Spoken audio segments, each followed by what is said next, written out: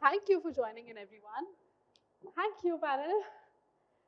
So, over the past few years, we've seen CSR evolve from being an initiative that is supporting good causes to actually becoming a strategic activity that helps businesses and organizations make long lasting social impact, right? But clearly, no one agency can do it all. So, of course, we need an amalgamation of NGOs, community, the government, and different corporates to make that meaningful change on ground, right? Therefore, we have this incredible panel here to discuss this and more. But before we start, I have a quick question from all of you. So, very early in my career, when I used to work on CSR programs, I used to often wonder if we are just celebrating the thought that we have, the intent that we have, or are we actually trying to understand if we are making a dent in the industry or whatever cause we are working on ground. Has anybody else ever experienced that? Quite a few hands, thank God. Otherwise, this was a very awkward confession. So, without further ado, I would first want to ask Malvika. Your work has connected communities with government initiatives at the grassroots, right? So, from your experience, where does the journey from policy to delivery usually need more support? And how can an NGO and a corporate partnership strengthen it? Okay, am I audible? Okay, great. So, I think I'll answer this also keeping into view that a lot of people who are seated here are from the communications and policy industry. So I'll give you an example, probably so that we can bridge the conversation. Some of you must have been aware of late, there was this lot of Instagram and news trend that India's fertility rate was on the decline. How many of you remember that? Does anybody remember? There was a lot of headline about India's fertility rate being on the decline, and even Elon Musk commented about that, right? So now, keeping that as a hook, this data came from something known as the National Health and Family Survey, and the government conducts it and releases it. Now, what happens is, as across a lot of other businesses and governments, everybody tries to highlight the good headline or the glossy headline because it feels nice to say that family planning is under control, and therefore that news narrative was out everywhere. People were talking about how majority of childbirths, deliveries are happening within institutions, which is great because women are not giving birth in the home. Now, that's the large policy lens. Where do grassroots organizations like us come in? We basically come in when we realize that, look, within the data are the negative headlines and the gap areas which are there.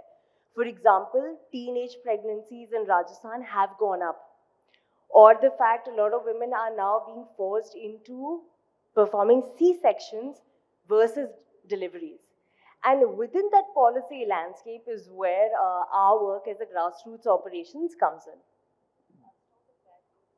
Sure. This is very insightful and a perfect way of setting the stage for our conversation.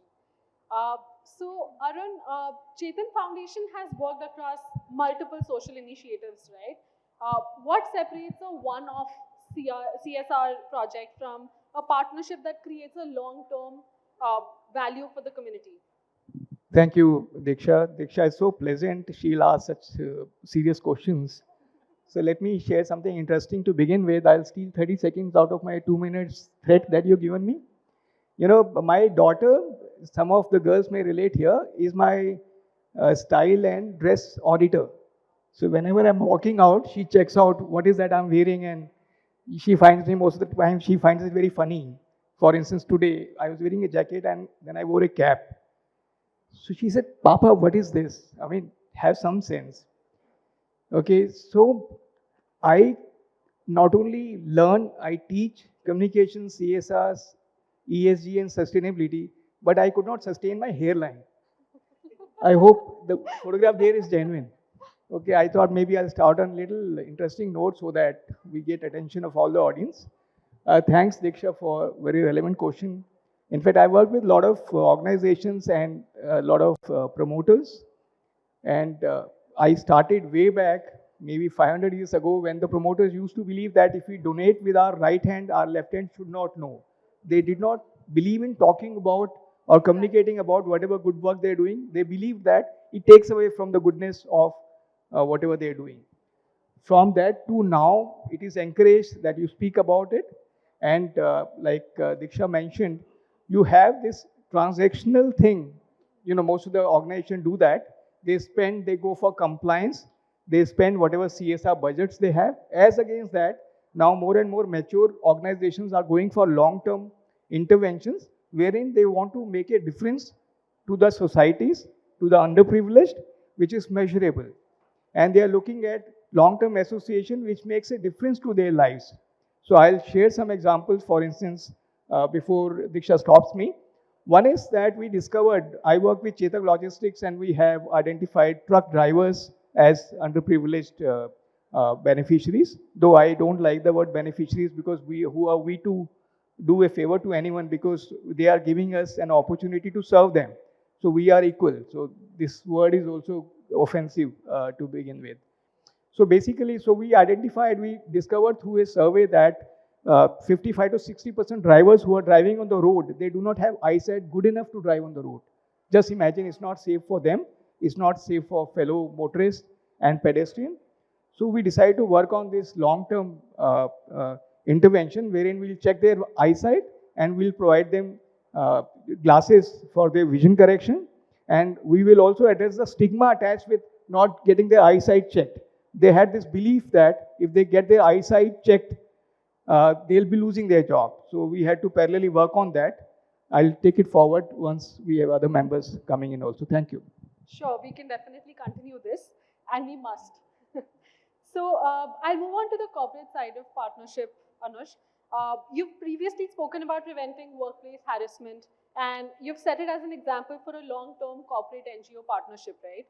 Why should businesses see this as an investment in safer and stronger workplace environment? Isn't it a part of the compliance?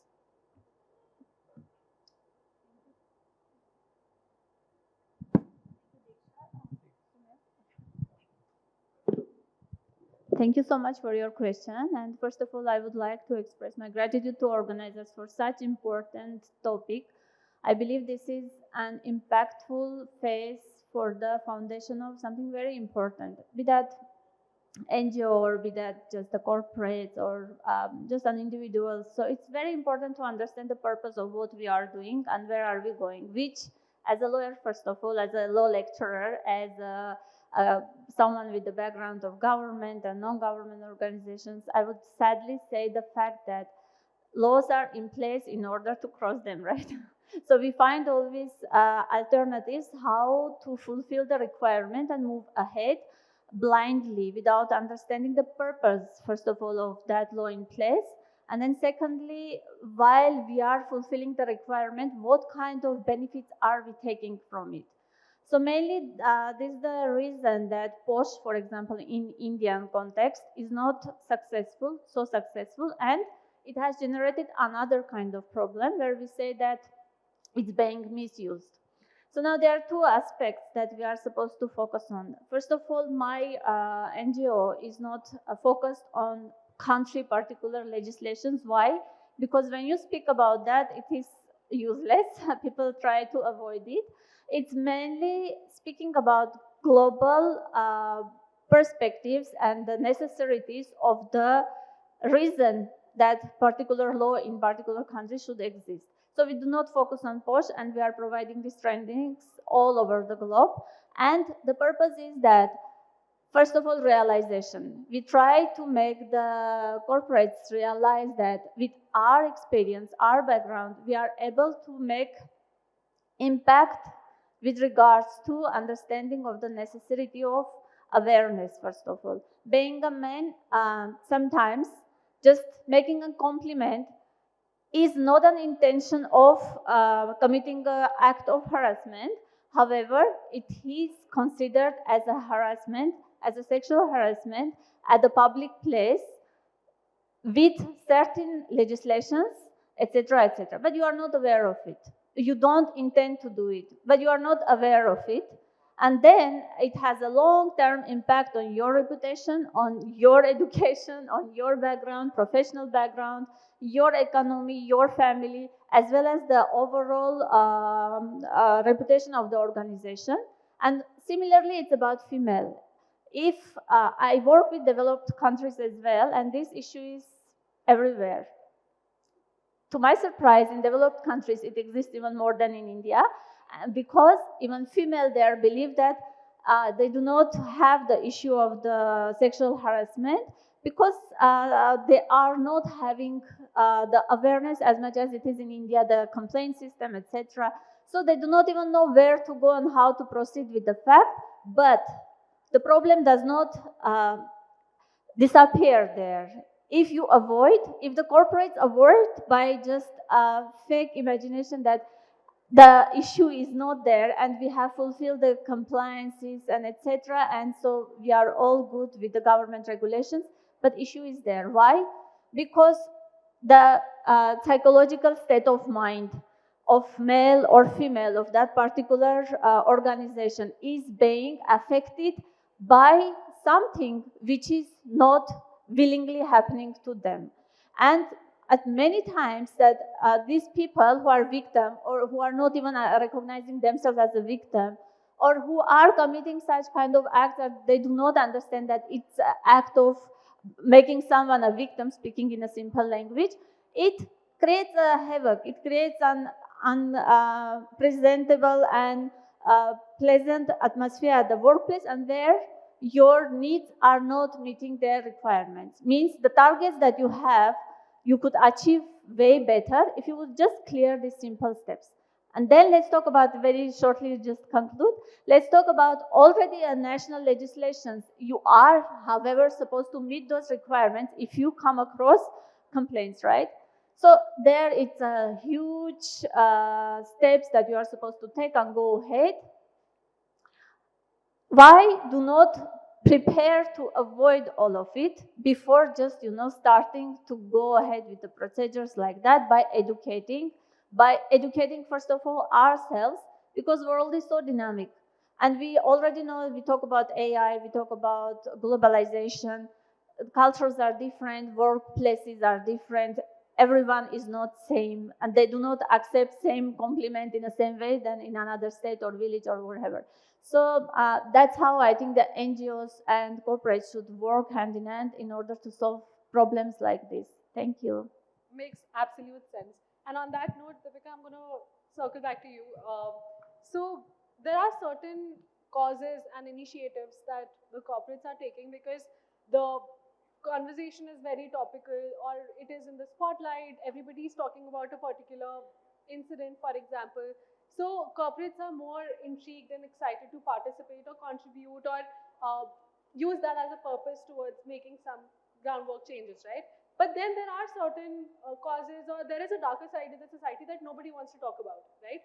But the NGOs that are supporting those causes also require funding. They also require support of corporates, organizations. They require NGOs to work with them, the community to work with them. So how do we do this? How do we pull them together and work around this to be able to shed light on causes that actually need to be spoken about?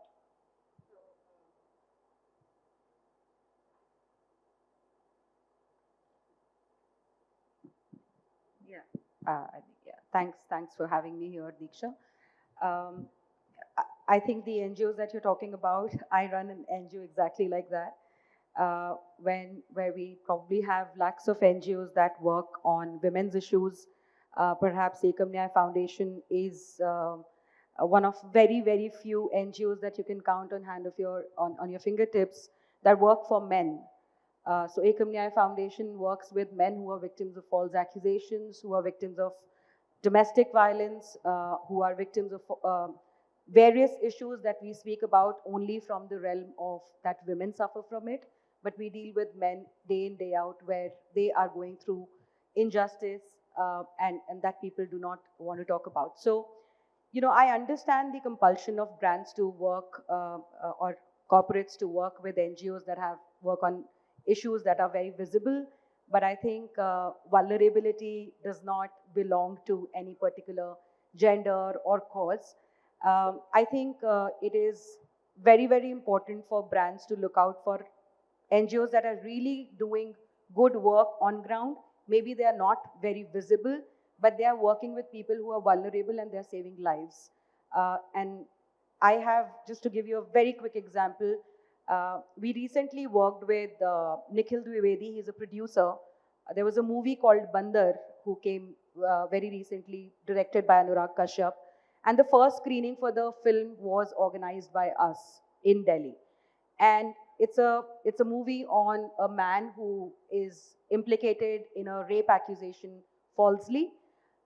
We had about 150 people, and in that audience, there were so many people who had suffered that in their own life. And when Nikhil met them, Nikhil, as a person who has made this film, he felt so overwhelmed. So I think if brands work with NGOs that are working or transforming lives on ground, it would be a very, very different experience. Absolutely, I'm sure. Girish, I'm going to now address the question that I referred to initially. Do you feel that sometimes we are better at measuring impact, we're measuring visibility, sorry, and not exactly the impact? How do we define that line that, beyond this, we're just overselling it? So firstly, thank you. Asim is in the audience and he should probably pay you for mentioning his company's name in your question. And this question is also very well answered by him and others. But I think visibility is much easier to measure. Impact is harder. Brands want to talk about the dollars they've deployed because it's about them. And of course, if it's a large enough number, the media will talk about it, your shareholders will care about it, and so other stakeholders might also notice. But what's really important is, what did those dollars actually change? Now, the trap here is metric substitution. It's about measuring what is countable rather than what counts. And there are two very easy tests to look at whether what you're doing, is it more tuned towards visibility or impact. And the first one is the burden of proof test. Now, if you're saying, for example, your program helped reduce hunger, do you have a counterfactual or any evidence to prove it? If not, it's better to say you supported or contributed towards rather than caused. The second is the voice of the beneficiary.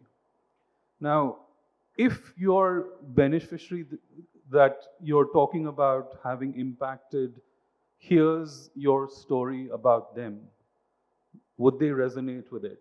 If they read your annual report, or if it was read out to them, would they cringe or would they nod? Yeah, makes sense. Thank you for addressing that. And Asim, I can give you my GPay number outside if you're sticking to Girish's statement. Okay, so talking about impact, Malvika, can you share any anecdote that you may have heard from any beneficiary on ground that everybody should listen to? Yeah, okay, I will share one example which I think of all the work we do was very exemplary. So I work at Dholpur, and Dholpur is famous or infamous mainly because of the Chambal Ravine area. So there's been a history of underdevelopment and there's been a history of crime, and obviously, gender equity, the reason we picked it up is because we feel there's a lot of work to be done. And I'm a public health background person. So while working on menstrual health and sexual and reproductive health, we work on also climate-friendly options for women. So, we would normally work with these women and they're all coming in their gungas and they'll come for our workshops and they'll quietly take the packets and go away. So it's a very hidden conversation, right? So my office boy was on his way back to his village, and then he told me that he encountered a group of two men. And one of the groups was sitting there and saying, and I'll switch to Hindi for this, कि क्या ही कर रही हैं, आ रही हैं महिलाओं से थोड़ा बहुत बात कर रही हैं और थोड़ा कपड़ा वगैरह पकड़ा के चली जा रही हैं, क्या हो रहा है इस फाउंडेशन का? So the other set of people who were there, they said, आप अपने घर में अपनी महिला को अपनी जेब से शायद 20 रुपए भी निकाल के नहीं देते, तो ये जो दीदी आ रही हैं, इनकी जो संस्था आ रही है, कुछ अच्छा करके जा रही है. And I don't know what the conclusion of that conversation was, but the important metric here is, I say this time and again, that the power equation, especially when we go towards semi-rural and rural India, lies in the hands of men. So when we're able to get men to break the stereotype and talk about menstrual health, which is a theme that impacts only women, I think that is a huge, huge success metric for me, because then the man will go back and tell his wife or daughter कि बेटा ये संस्था यहाँ पे ये काम कर रही है, आपको जाके सीखना चाहिए. Understood. So I think that is the qualitative side of how we can measure impact on ground, right? Deepika, is there any way of measuring it quantitatively as well, so that corporates, because they obviously have to break everything down to numbers, right? So anyway, corporates can also do it quantitatively? Diksha, I would say anybody who is putting their money in would definitely want to work with some numbers or with some impact.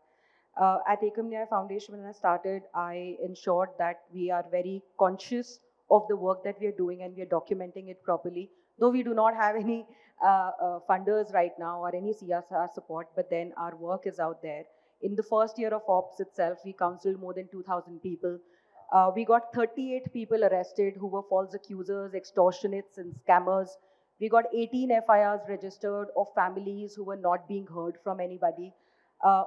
But I think more than numbers, it's about the lives transformed. And if you're able to turn around lives of even 5 people or 10 people, it's an impact that you're having not just on their life forever, it's also a community change that you're creating. To just share with you one very example very quickly. There was a man from Faridabad who was falsely accused in a rape case by a woman and a gang where he had not even seen the woman. He had not even seen the woman, but he was accused, and not just accused, he spent 5 months in jail. When he came out, he told us he was crying and he said, I have not even seen the woman who has accused me. And I told him that I'm going to get you justice. Today, as I speak here at this forum, that woman is behind bars for the last 7 months. The man who conspired is behind bars for the last 1 year. This one case has inspired so many people and got us, so many people saying, ma'am, we are going to fight this out. So that's a change and impact that you have in society, and it's just about people reaching out to organizations that are working with people on ground and having an impact. There are always mind-boggling stories if you're willing to give an ear to it. Thanks. Right. Anush, just adding on to what we were discussing with Deepika, what do you think the NGOs can do for corporates that their compliance system can't when it comes to workplace harassment? First of all, I think that we should stop thinking about what we can give or what we can take. Rather, we have to focus on what we can build together. Because as everyone said, it's very difficult to break it into quantitative or qualitative or whatever, because the experiences are different. And even if we talk about sexual harassment, and scenarios are different, in some cases, the impact is measured by just realizing that the number of people and the organizations have got that sense of accepting such awareness sessions, for example, and they are realizing that it's important for them.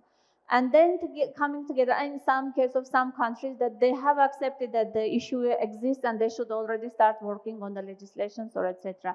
So then with this realization, we should find the ways of building things together in order that everyone will benefit. Thank you. Understood. Arun, as promised, returning to what you were saying earlier. So, what are some of the signs that tell you that an intervention is creating long-lasting, meaningful social impact and not just, a one-off beneficial initiative in the community? Yeah, thanks. Interesting question that. I'll share a couple of interesting examples. I was talking about truck drivers as beneficiaries. One of the interesting things about truck drivers is this profession is looked down upon. Almost everyone ridicules them, whether it are cops or public at large or fellow motorists. There's no respect attached to that. So we started working on these interventions, which brings dignity back to this profession. So this is very interesting thing that we're working on, and that is one. Second, I wanted to touch upon the collaboration part. It is perfectly all right to collaborate with people who are expert in their respective fields. For instance, when we spoke about the vision correction, we tied up with Vision Spring, and we work on a very, very interesting model wherein there is no monetary exchange when we align with our partner. We don't treat them as implementing partner. They are partners in the true sense. We work together. We tied up with UNICEF. They wanted to work on a campaign on road safety. We got a lot of our drivers. We got RJs from Radio FM. They sat together. They coined very, very interesting slogans, and we offered all our trailers. And these slogans were put up on the trailers, and they went around India, spreading the message of road safety along with UNICEF. There was no monetary exchange. And a couple of people are talking about the sexual harassment or gender parity. I would like to make an observation. Most of such event, even today's event, when the speakers are given mementos, it is only the girls who carry the mementos. Why is that? Is it something that is less worthy? We never see boys carrying that. Can we change that at least at this forum? Isn't it interesting? You will get those girls to carry, and then somebody else hands over the awards to them. Okay, so now coming back to the impact part, for instance, when we started working with the drivers, we encourage them to become entrepreneurs in their own right. We encourage drivers to become transporters. We help them, gave them loan, we help them buy a truck, they put up their own truck, they've become our competitors now, and we welcome that. So we have to bring respect, dignity back to this profession. If you look at Canada or European countries or America, this is a very interesting profession. It's a very shocking data that in India, if somebody pursues truck driving, he finds it difficult to get married. It's a fact of life. So unfortunate. So we are working on bringing dignity back to this profession, and let's hope we succeed in that. Absolutely. And I hope the organizers of BrandCommunion have also made note of whatever you said. Lastly, Girish, any guardrails you want to set for brands who are communicating about their CSR initiatives, that these are the do's and don'ts? Beyond this, you're just promoting it or extracting it, the best of it. So in short, make the story about the outcome and not about your role in it. I've got some examples. I'll give you one example. A very promotional way of saying it would be, we built 50 schools in Rajasthan. An impact-driven way would be, in rural Rajasthan, 3,000 girls now attend school within walking distance, and early data shows attendance is up by 40%. I'll give you another example. Instead of saying, we empowered women entrepreneurs, say, we provided capital and mentorship, the women built the business. Here's what they said worked and what didn't.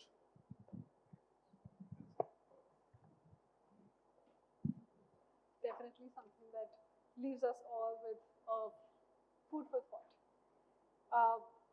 It's very interesting for me that everybody comes from such different backgrounds, and yet our themes are so overlapping, Instead of closing statements, in fact, I would want to have a quick fireside with all of you. I'll ask one question each. Please answer within 10-15 seconds if possible. Malvika, in 10 years, what will define successful CSR? Money invested, lives touched, systems changed, or something else altogether? A clear go answer would be systems changed, because money invested is not really a count, and how do you say lives touched? There's no measurement to that. If you build a system, it lasts beyond you. Absolutely. Arun, what's that one aspect of social impact that you believe corporates should place greater attention to? Yeah, very interesting, very simple paradigm change from considering this as a compliance cost center to something that makes impact, that builds your brand equity, that leads to, it's a profit center. It's not a cost center at all. Absolutely. Anush, if there was one mindset shift that you think can strengthen collaboration between stakeholders and NGOs, what would that be? As I said previously, do not expect what you are going to get, but focus more on what you are building together. Fair enough. Deepika, what's one common perception about CSR that you would want people to rethink? I think the fact that they are all about numbers, because some are actually not. Absolutely. Girish, one word or phrase that you would want to tattoo on every corporate board CSR strategy document. Not for us, for them. Very insightful. Thank you so much, panel. It was very, very insightful for me and very enriching. I hope all of you also got some inputs from them and definitely worth thinking about through the